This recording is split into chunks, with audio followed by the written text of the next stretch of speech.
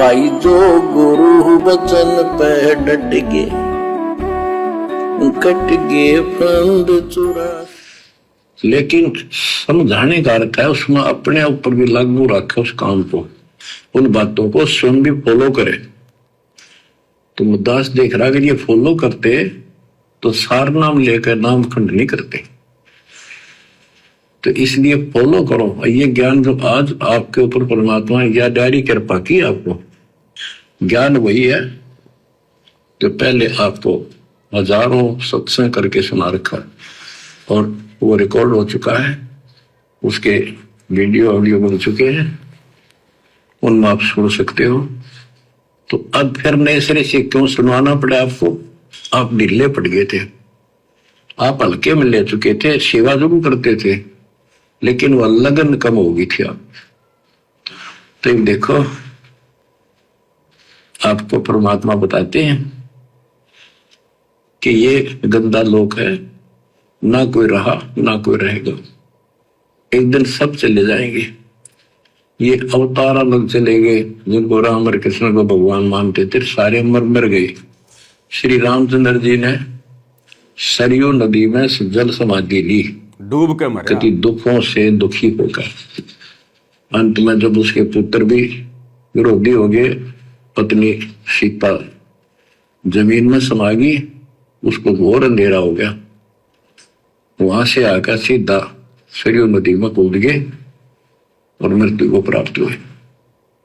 श्री कृष्ण जी की मृत्यु कैसे हुई आपको पता है? एक पार दिन तीर मार दिया, उस तीर के कारण, विषाक्त तीर के कारण की मौत हुई। और अपने कबीर साहब का सतलोक गमन कैसे हुआ पता है? दो राजा खड़े थे, हजारों सैनिक खड़े थे दोनों के, और दर्शक बहुत खड़े थे। सभी धर्मों के लोग देखने गए थे, देखेंगे मगर मरने वाला कहां जाता है। एक चादर नीचे बिछाई, थोड़े सुगंधित फूल एक एक इंच बिछाए, लेट के परमात्मा ऊपर चादर ओढ़ ली। ऊपर से आकाशवाणी की कि देखो चादर उठाओ, इसमें मुर्दा नहीं है। शरीर जितने फूलों का ढेर था और कहा इनको आधे आधे बांट लेना। ऊपर देखा तो परमात्मा ऊपर जा रहे सतलोक। एक तो ये भगवान, ये रियल भगवान, और ऐसी लीला परमात्मा आने वाले समय में करेंगे। ये सतगुरु रामपाल जी भगवान ऐसी ही अद्भुत लीला करके अपने निज लोक को, इस पृथ्वी लोक से प्रस्थान करेंगे। भाई चार दाग से सतगुरु न्यारा, अजरो अमर शरीर। चार दाग से सतगुरु न्यारा, अजरो अमर शरीर।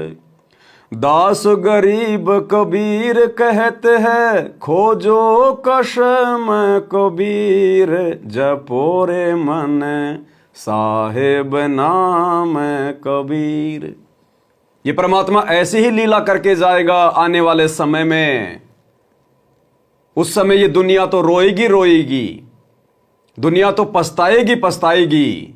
वर्तमान में जो बड़े बड़े भगत, पुराने पुराने भगत जो सतगुरु को हल्के में ले रहे हैं, मानुष मान रहे हैं, ये भी सिर पर हाथ रख के रोएंगे कि हम तो धोखा खा गए, सतगुरु को अपने जैसा मानुष मान बैठे। भाई ये तो परमात्मा थे, ये तो स्वयं कबीर जी थे। जिस प्रकार 650 साल पहले परमात्मा मगर से सह शरीर गए थे, उसके बाद में कैसे दुनिया रो रही थी गले लग लग के कि हमने तो परमात्मा को दुखी कर दिया, नाराज कर दिया, अपना सत्यानाश करवा लिया, हम तो गुरु को पहचान नहीं पाए। तो ये सतगुरु ऐसी लीला करेगा। अरे सतगुरु तो करेगा करेगा, सतगुरु अपने भक्तों को भी सह शरीर शतलोक भेजेगा, सह शरीर। अद्भुत चमत्कार करेगा परमात्मा। तब ये मार्ग हजारों साल चलेगा, ऐसे हजारों साल मार्ग नहीं चलता। अरे 2500 वर्ष पहले ईसा मसीह एक जीव था, जीव, आप और हमारी तरह, आप और हमारे से भी कमजोर। वो काल का भेजा हुआ था, विष्णु के लोक से आया था, विष्णु का गण था। और भक्ति करते करते उसकी कैसी दुर्गति हुई, कौन भक्ति करेगा? किसकी भक्ति करने की इच्छा बनेगी अगर भक्ति करते करते भी इतना कष्ट, इतना दुख है? और उसका अंत समय शरीर में कीले ठोक दी गई, कीले तड़प तड़प के मरा। 2 दिन में प्राण निकले, 3 दिन में उसके निकले प्राण, तड़प तड़प के। लेकिन इस कबीर परमात्मा सतगुरु रामपाल जी भगवान ने देखा कि काल भक्ति का सत्यानाश करवाना चाहता है। अगर इस समय कोई चमत्कार नहीं किया गया तो ये पूरा समाज नास्तिक हो जाएगा, काल का दाव लग जाएगा। चौथे दिन ईसा मसीह का रूप बनाकर यही कबीर परमात्मा सतगुरु रामपाल जी भगवान सबके सामने प्रकट हुए। उस ईसा मसीह की भी महिमा बनाई। दुनिया नहीं जानती थी, दुनिया तो यही सोचती थी कि हमारे मसीह जिंदा हो गए, मसीह में पावर है। मसीह की पावर तो खत्म हो चुकी थी, बैटरी डिस्चार्ज हो चुकी थी, दुर्गति से मौत हो चुकी थी मसीह की। तो वो तो मसीह का बाप आया, कबीर भगवान सतगुरु रामपाल जी, इस भक्ति को जीवित रखने के लिए वर्तमान समय तक लोगों में धार्मिकता की ज्योति जलाए रखने के लिए। और ईसा मसीह का रूप बना के 40 दिन तक परमात्मा रहा, चमत्कार किए, अनेकों को जीवित किया परमात्मा ने। तब जाकर आज ये ईसाई धर्म चल रहा है। नहीं तो ईसा मसीह के नाम का कोई मंदिर भी देखने को नहीं मिलता, कोई चर्च भी देखने को नहीं मिलता। तो क्या ये परमेश्वर वर्तमान में ऐसे ही चला जाएगा, 4 दाग में जाएगा? ये तो अजब गजब लीला करके जाएगा जो आज से पहले कभी घटित ना हुई हो। ये स्वयं तो सह शरीर जाने की छोड़ो, अपने भक्तों को परमात्मा जिनको चाहेगा उनको सह शरीर लेके जाएगा। और दुनिया देखेगी जैसे 500 साल पहले मीरा का चाचा ससुर भवन, वो गुलाम और घोड़ा सह शरीर उस राणा के सामने, मंत्रियों के सामने आकाश में उड़ गया था, सह शरीर। ऐसे ये परमात्मा अनहोनी करेगा, तब ये काल की दुनिया के लोग मानेंगे हां सतगुरु रामपाल जी कौन थे, क्या थे। तब ये मार्ग हजारों साल चलेगा, हजारों साल। ऐसे नहीं चलता मार्ग, ऐसे नहीं चलता पंथ। ये मुसलमान धर्म का जो चल रहा है, ये पंथ चल रहा है, ये इस्लाम पंथ चल रहा है, ऐसे नहीं चल रहा। ये हजरत मोहम्मद की वजह से नहीं चल रहा।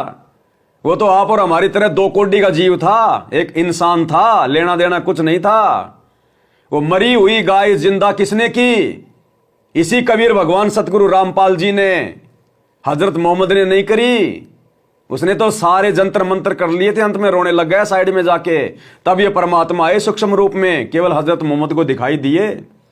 वो मरा हुआ वो बकरा हजरत मोहम्मद ने जिंदा नहीं किया, इस कबीर परमात्मा सतगुरु रामपाल जी ने जिंदा किया। उसकी महिमा बनाई भक्ति को यहां तक लाने के लिए।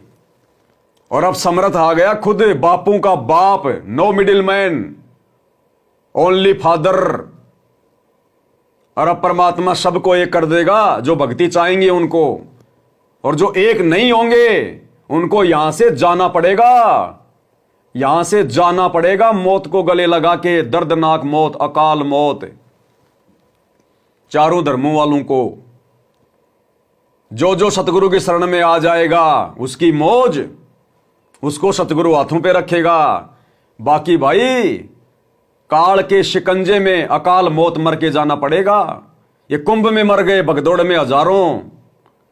आज ही कुंभ के लिए एक ट्रेन जा रही थी, वहां से दिल्ली से, भगदड़ मच गई, 20-25 मर गए।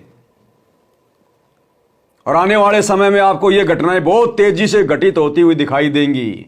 वहां 100 मर गए, वहां 1000 मर गए, वहां भूकंप आ गया, वहां पर ट्रेन में आग लग गई, वहां ये हो गया।